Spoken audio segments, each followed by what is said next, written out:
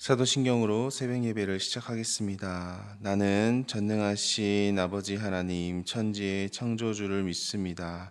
나는 그의 유일하신 아들 우리 주 예수 그리스도를 믿습니다. 그는 성령으로 잉태되어 동정녀 마리아에게서 나시고 본디오 빌라도에게 고난을 받아 십자가에 못 박혀 죽으시고 장사된 지 사흘 만에 죽은 자 가운데서 다시 살아나셨으며 하늘에 오르시어 전능하신 아버지 하나님 우편에 앉아 계시다가 거기로부터 살아있는 자와 죽은 자를 심판하러 오십니다. 나는 성령을 믿으며 거룩한 공교회와 성도의 교제와 죄를 용서받는 것과 몸의 부활과 영생을 믿습니다. 아멘. 찬송가 380장 찬양하겠습니다. 찬송가 380장 찬양하겠습니다. 나의 생명 되신 주 주님 앞에 나아갑니다. 주의 흘린 보혈로 정케하사 받아주소서. 날마다 주를 찬송하겠네. 주의 사랑 줄로서 나를 굳게 잡아 매소서. 괴로운 세상 지낼 때 나를 인도하여 주소서.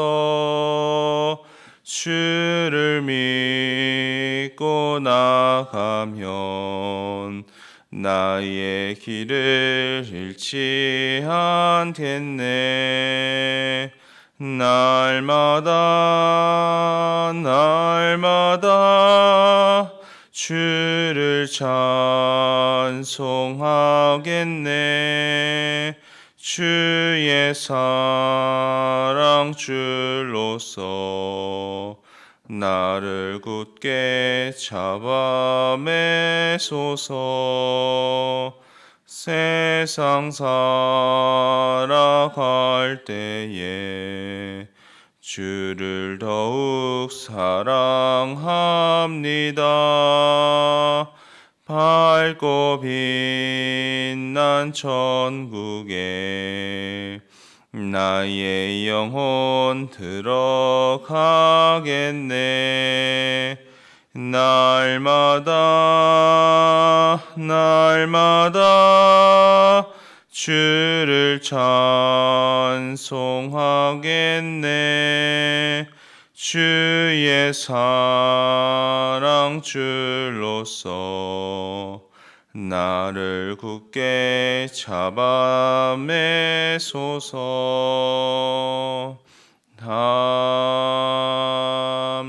아멘. 이 시간 함께 기도하겠습니다.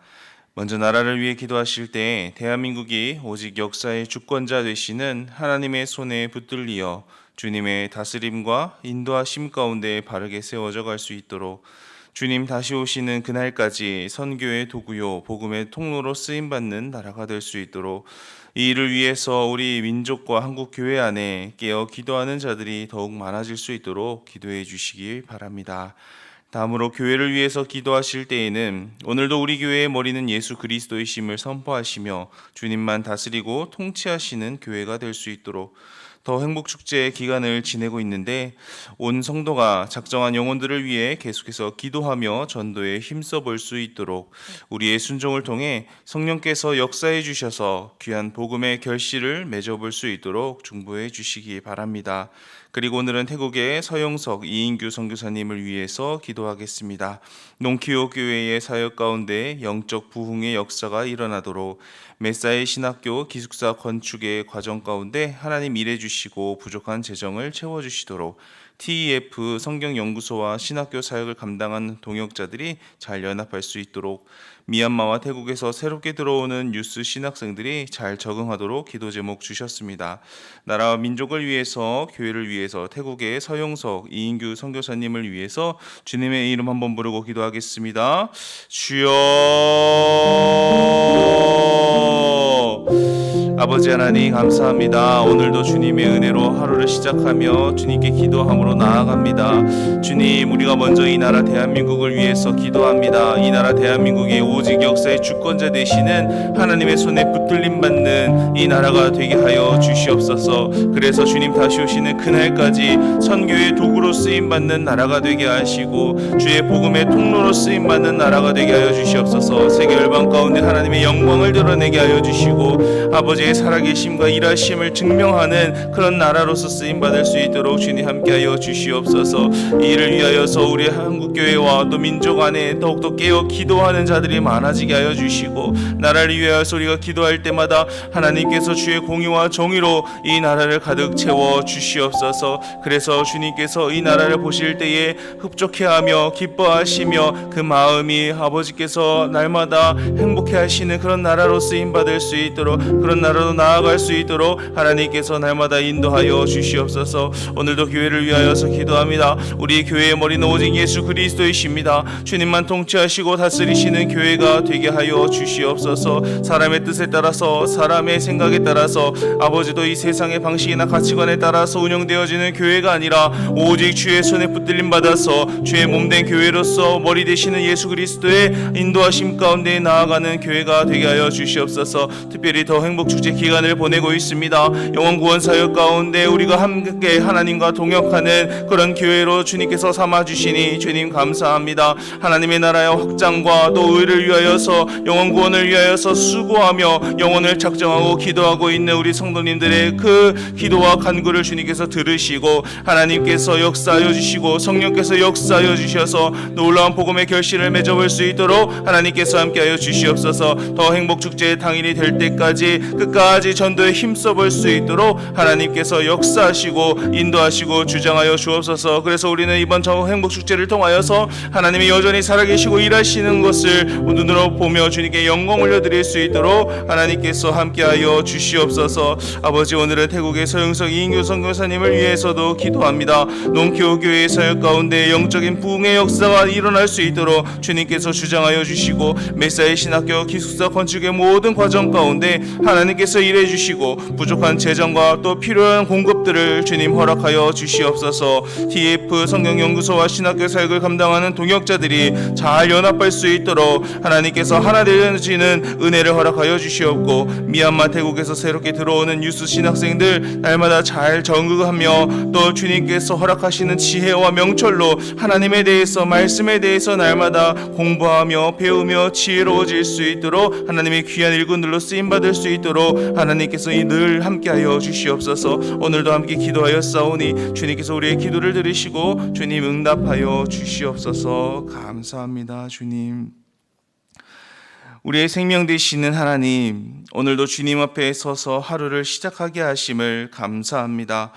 우리에게 허락하신 새날을 통해 주님께 영광이 되게 하옵소서.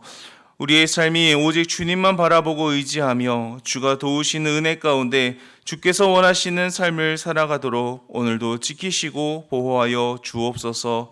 특별히 더 행복축제 기간을 보내고 있습니다. 영혼 구원 사역을 위해 함께 동역하는 교회가 되게 하심을 감사합니다.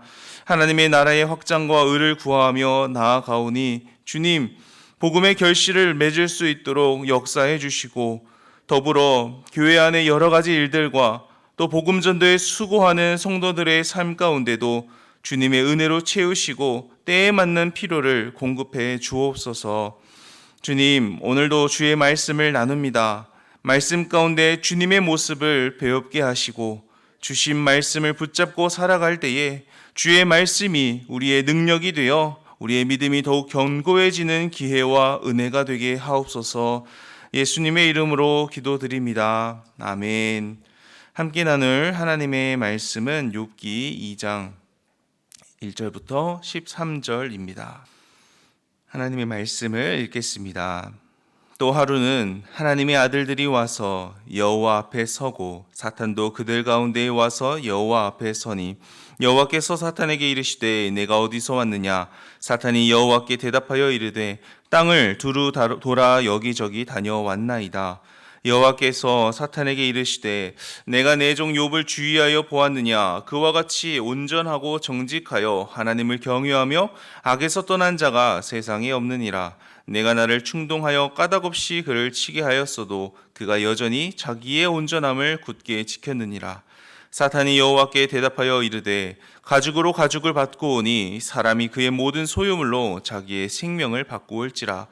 이제 주의 손을 펴서 그의 뼈와 살을 치소서. 그리하시면 틀림없이 주를 향하여 욕하지 않겠나이까.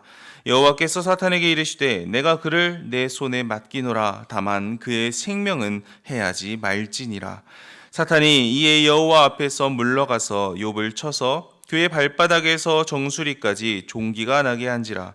욥이 제 가운데 앉아서 질그릇 조각을 가져다가 몸을 긁고 있더니 그의 아내가 그에게 이르되 당신이 그래도 자기의 온전함을 굳게 지켰느냐? 하나님을 욕하고 죽으라. 그가 이르되 그대의 말이 한 어리석은 여자의 말 같도다. 우리가 하나님께 복을 받았은즉 화도 받지 아니하겠느냐 하고 이 모든 일에 욥이 입술로 범죄하지 아니하니라. 그때에 욥의 친구 세 사람이 이 모든 재앙이 그에게 내렸다함을 듣고 각각 자기 지역에서부터 이르렀으니 곧 대만 사람 엘리바스와 수아 사람 빌닷과 나아마 사람 소발이라. 그들이 욥을 위문하고 위로하려 하여 서로 약속하고 오더니 눈을 들어 멀리 보매 그가 욥인 줄 알기 어렵게 되었으므로 그들이 일제히 소리질러 울며 각각 자기의 겉옷을 찢고 하늘을 향하여 티끌을 날려 자기 머리에 뿌리고 밤낮 7일 동안 그와 함께 땅에 앉았으나 욥의 고통이 심함을 보므로 그에게 한마디도 말하는 자가 없더라. 아멘. 욥은 온전하고 정직하며 하나님을 경외하고 악에서 떠난 사람이었습니다. 그의 신앙은 하나님께서도 자신하실 정도의 그런 온전한 신앙이었죠. 하지만 사탄이 보기에는 그만한 이유가 다 있다라고 보았습니다. 하나님이 이미 많은 복을 허락하셨기 때문에 걱정 근심거리 없는 그 욥이 하나님을 잘 믿을 수밖에 없게 되는 것 아니냐라고 생각을 한 겁니다. 그래서 욥기 1장을 보면 사탄이 말을 하죠. 하나님, 그에게 있는 것을 다 빼앗아 보십시오. 분명 그는 하나님을 저주하고 또 하나님을 원망하며 하나님을 떠나게 될 것이라고 그렇게 자신을 합니다. 하지만 하나님도 욥에 대해서 마귀에게 자신 있음을 보여주십니다. 그는 결코 그 일로 인해서 나를 떠나지 않을 것이다 라고 말하는 것입니다. 그가 신앙함이라는 것은 그런 복을 바라는 신앙이 아니기 때문에 그의 소유물이 빼앗김을 당할지라도 그의 신앙은 바뀌지 않을 것이다 라고 그렇게 말씀을 하시며 그것을 증명하기 위해서 하나님은 그 사탄의 도전을 허용하십니다. 그에게 있는 것을 빼앗아 보라 하죠. 그렇게 욥은 순식간에 모든 것을 다 잃게 됩니다. 하지만 욥은 그 일로 인해서 하나님 앞에 범죄하지 않고요. 하나님을 원망하지도 않습니다. 사탄의 패배였습니다. 그런데 여기서 사탄이 욥을 무너뜨리기를 포기하지를 않습니다. 그렇게 오늘 이제 2장에 들어와서 하나님과 사탄의 두 번째 대화가 이제 진행이 되는데요.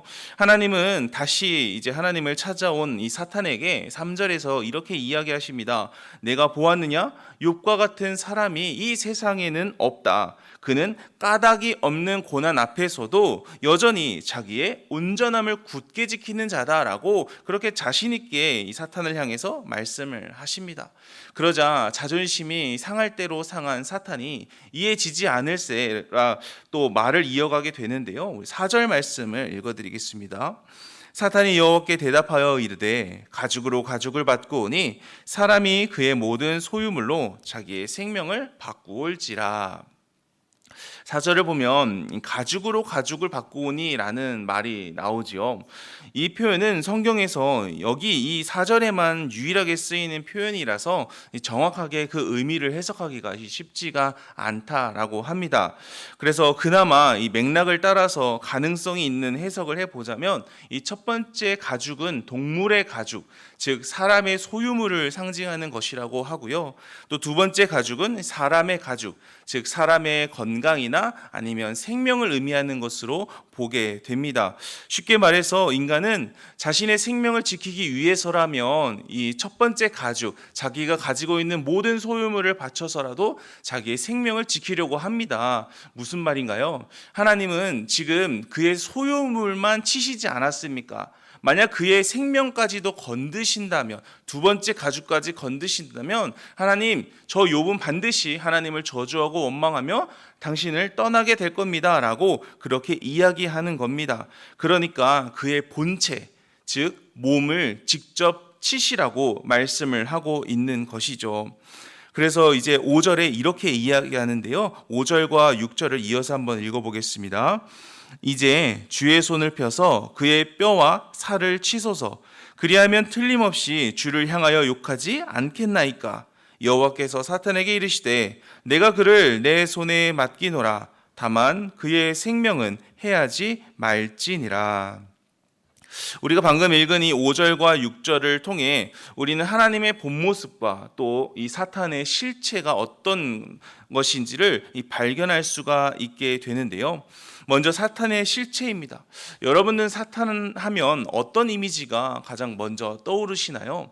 우리가 사탄에 대해서 생각을 해볼 때 가장 흔하게 생각하는 그 이미지가 무엇이냐면 바로 하나님의 반대편에 서서 하나님을 대적하는 존재로서 우리가 사탄에 대해서 생각을 하게 되죠. 하나님의 반대편에 서서 하나님이 일하시고자 하는 것을 방해하고 또 하나님의 일하심을 막는 그런 모습을 우리가 흔히 떠올리게 됩니다. 그런데 정말 사탄이 하나님의 대적자일까요? 구약 성경을 보면 여러 군데에 이 사탄이라는 존재가 등장을 합니다. 그런데 그런 사탄의 모습을 유심히 지켜보면요, 사탄은 하나님의 대적자가 될 수 없는 존재라는 것을 우리가 깨달을 수가 있게 되죠. 사탄은 이 하나님을 직접 상대하고 하나님의 일을 직접 막고 방해하는 그런 대적자라기보다는 이 하나님의 주변을 서성이면서 인간의 연약함이나 아니면 인간의 죄됨을 이 하나님께 고발하는 그런 이미지로 많이 그려지기 때문입니다. 대표적으로 스가랴 3장을 보면 이 욥기의 천상회의와 같은 비슷한 모습이 그려지고 있는데 바로 천상의 법정 장면입니다.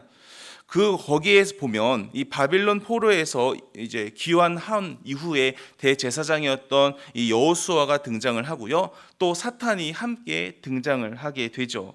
그런데 여기서 사탄은 이 여호수아에 대해서 이 하나님께 막 고발을 하기 시작을 합니다.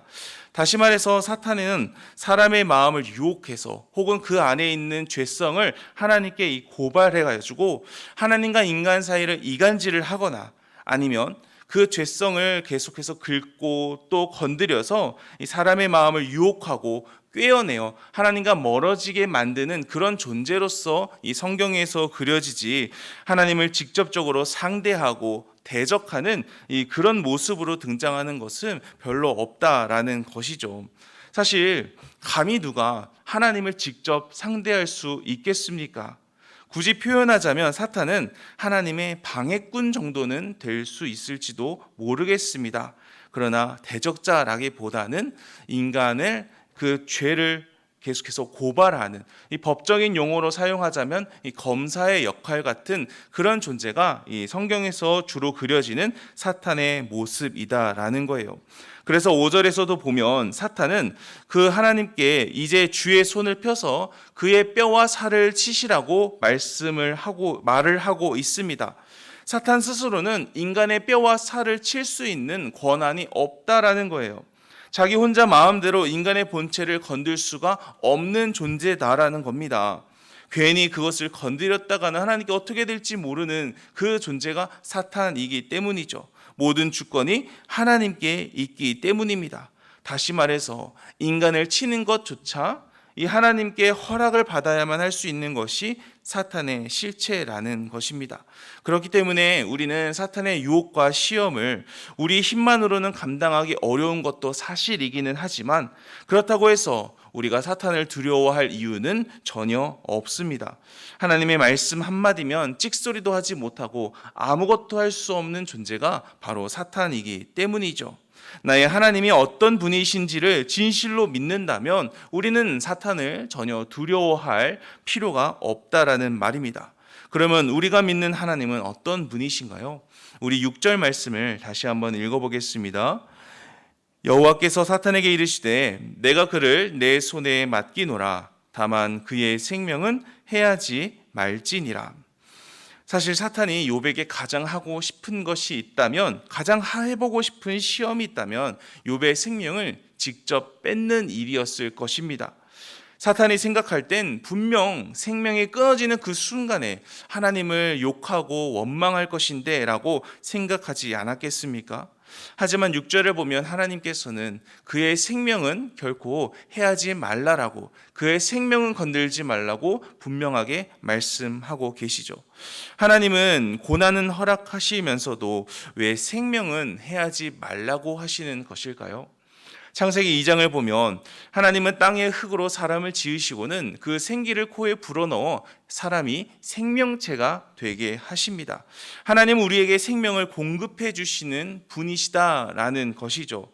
따라서 6절의 이 하나님의 말씀을 하나님께서는 생명을 주신 이로써 그 생명을 주신 이의 책임을 놓지 않겠다라는 하나님의 선언으로 이해할 수 있어야 합니다.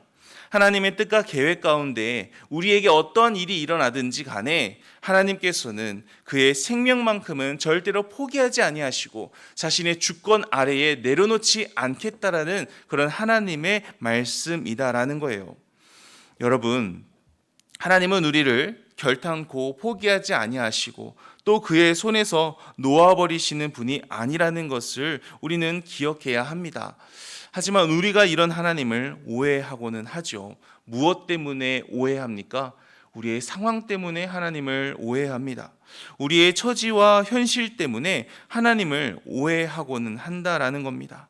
그러나 우리가 처하게 되는 상황과 현실을 우리가 다 이해할 수는 없을지라도 하나님은 분명하게 오늘 6절 말씀을 통해서 이야기하시죠. 나는 너의 생명을 절대 포기하지 않는다라고 말입니다. 아무리 마귀가 내 옆에서 조잘거리고 징징대고 너의 죄를 고발할지라도 나는 내 손에서, 내 책임에서 너의 생명을 내려놓는 일을 하지 않겠다라고 말입니다. 어디서 들었는지 제가 하도 오래돼서 출처가 기억이 나지는 않는데 제가 좋아하는 말이 있습니다. 하나님께서 오늘 내게 새 하루를 허락하신 이유는 아직 하나님이 나를 통해서 하고자 하시는 일이 남아있기 때문이다라는 말입니다. 하나님은 이처럼 우리를 향한 꿈을 가지고 계십니다. 우리를 통해 이루고자 하시는 일이 있으시다라는 거예요.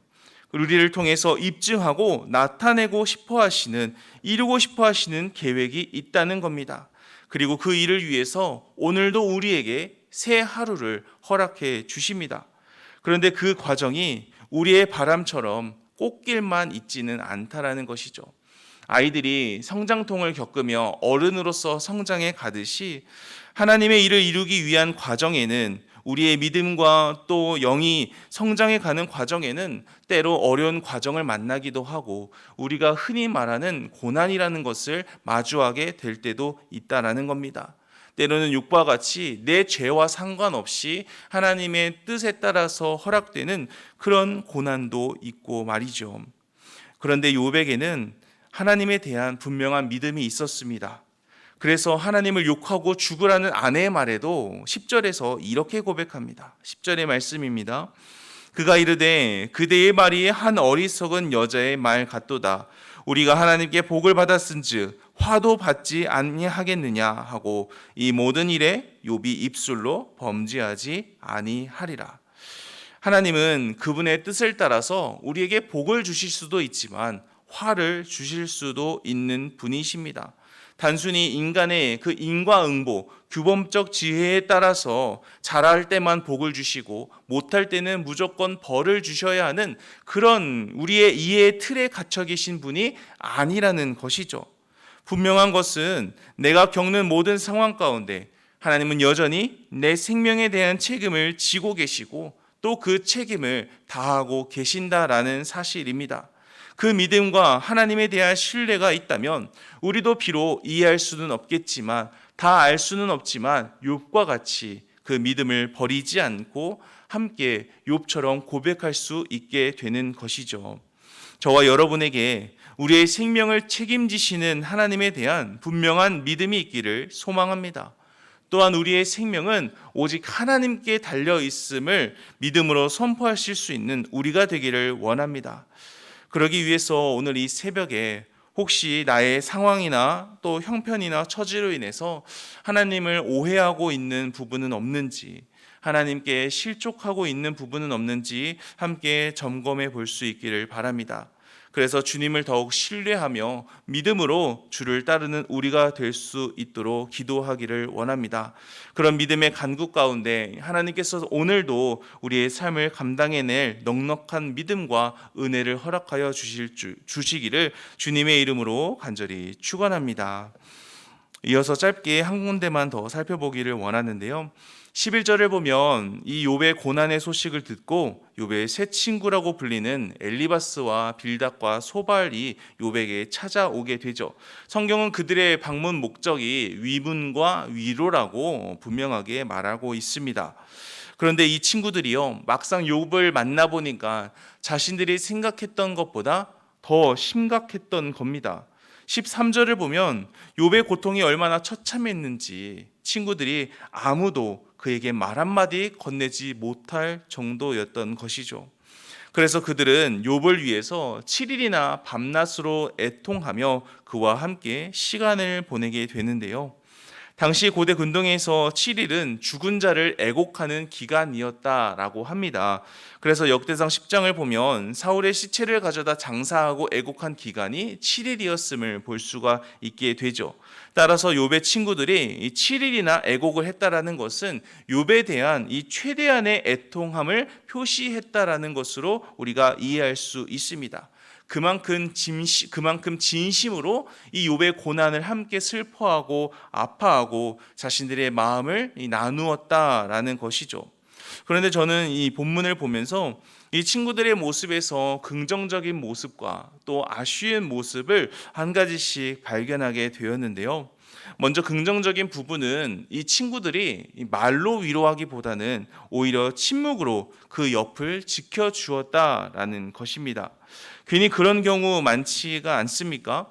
위로해 준답시고 이 말 저 말 하는데 오히려 그 말들 때문에 더 상처받고 더 마음이 무너지게 되는 그런 일들 말입니다. 그냥 가만히나 있으면 중간이나 갈 텐데 다 너 위해서 하는 말이야. 야, 이렇게 해, 저렇게 해, 내 말 들어 라고 하는 그런 훈수질과 잔소리로 인해서 괜히 이 말 때문에 더 마음의 아픔을 가중시키는 그런 경우들이 있지요. 물론 그런 말을 하는 본인은 그런지 모르고 하는 말입니다. 하지만 그 말을 듣는 당사자는 너무나 힘듦을 느끼게 되죠. 그런데 욥의 친구들은요, 침묵으로 그 옆을 지킵니다. 정말 힘들 때는 그냥 누가 내 옆에 있어주는 것만으로도 참 큰 힘이 되지 않습니까? 욥의 친구들이 그렇게 욥의 곁을 지켜주며 함께 애통하면서 그에게 신락 같은 위로가 되어주는 모습이 바로 그 친구들에게 있어서 긍정적인 모습이다, 좋은 모습이다라고 보게 됩니다. 하지만 그럼에도 불구하고 한 가지 아쉬운 모습을 보게 되는데요. 욥의 친구들의 모습 가운데 욥을 위해서 기도해 주는 모습이 보이지가 않는다라는 겁니다. 욥이 믿음 안에서 견디고 있는 그 모습을 보면서 함께 소리도 지르고 울며 옷도 찌르고 티끌도 뿌리며 애통해하지만 정작 욥을 위해서 함께 기도했다라는 그런 말은 언급되지가 않고 있기 때문이죠. 혹시나 이런 행동들이 기도의 상징인 건 아닐까, 주석들을 조금 자료들을 좀 찾아보기는 했는데 전부 이 친구들의 모습과 행위에 대해서 함께 애통했다, 그런 애통의 의미로 설명을 하지 기도했다라는 것으로 설명하는 것은 제가 찾아본 거 안에서는 찾아볼 수가 없었습니다. 그렇다라고 한다면 이 친구들은 욥을 위해서 기도해 주기보다는 각자 자신의 방법들로 그 욥을 위로해 주었구나라고 생각해 볼 수 있는 것이죠. 여러분, 우리가 해줄 수 있는 최고의 애통은 그와 같은 마음으로 그를 대신해 하나님 앞에 기도해 주는 것이 우리가 할 수 있는 가장 최고의 애통인 줄을 믿습니다. 우리가 직접 할 일이 있다면, 그를 위해서 직접 행해야 할 것이 있다면 기도 다음이 우리의 순서다라는 것이죠.